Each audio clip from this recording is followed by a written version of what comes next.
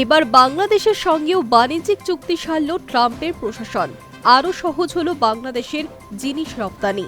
খাতায় কলমে চুক্তি করে পারস্পরিক শুল্ক কমাল আমেরিকা, যার ফলে বাংলাদেশের জিনিসের উপর শুল্কের হার 19% হয়ে গেল। চুক্তি স্বাক্ষরিত হল বাংলাদেশ আমেরিকার মধ্যে। পারস্পরিক শুল্ক নিয়ে চুক্তি স্বাক্ষরিত হল বাংলাদেশ ও আমেরিকার।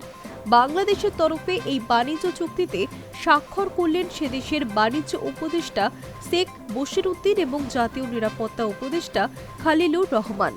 অন্যদিকে মার্কিন যুক্তরাষ্ট্রের তরফে সই করেছেন তাদের রাষ্ট্রদূত এবং বাণিজ্য প্রতিনিধি জ্যামিসন গ্রিয়ার। গত বছর ট্রাম্পের প্রশাসন বিশ্বজুড়ে বিভিন্ন দেশের উপর মোটা হারের পারস্পরিক শুল্ক আরোপ করে দেয়।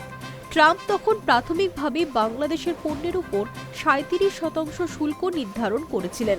অবশেষে তিনি অগাস্টে বাংলাদেশি পণ্যের উপর শুল্ক হার কমিয়ে 20% নামিয়ে আনেন। সেই শুল্ক আবারও কমানো হলো। এই চুক্তিতে আরও সহজ হয়ে গেল আমেরিকা ও বাংলাদেশের মধ্যে বাণিজ্য। এতদিন দুই দেশের মধ্যে পারস্পরিক শুল্ক ছিল 20%। এবার চুক্তি অনুসারে শুল্কের হার 19% করা হলো।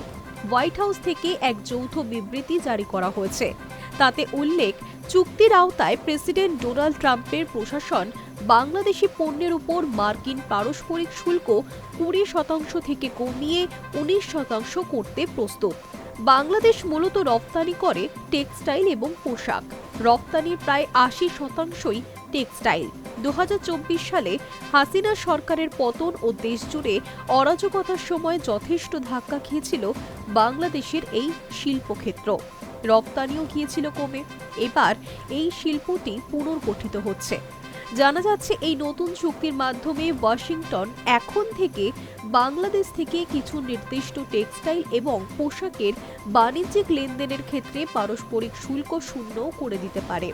বাংলাদেশের জাতীয় নিরাপত্তা উপদেষ্টা খালিলুর রহমান জানিয়েছেন যে বিশেষ কিছু ধরনের টেক্সটাইল এবং পোশাক রপ্তানির জন্য প্রত্যাশিত শুল্ক ছাড় পাওয়া যেতে পারে, যার ফলে বাংলাদেশের পোশাক প্রস্তুতকারী ক্ষেত্র উল্লেখযোগ্যভাবে গতি পাবে। High News network.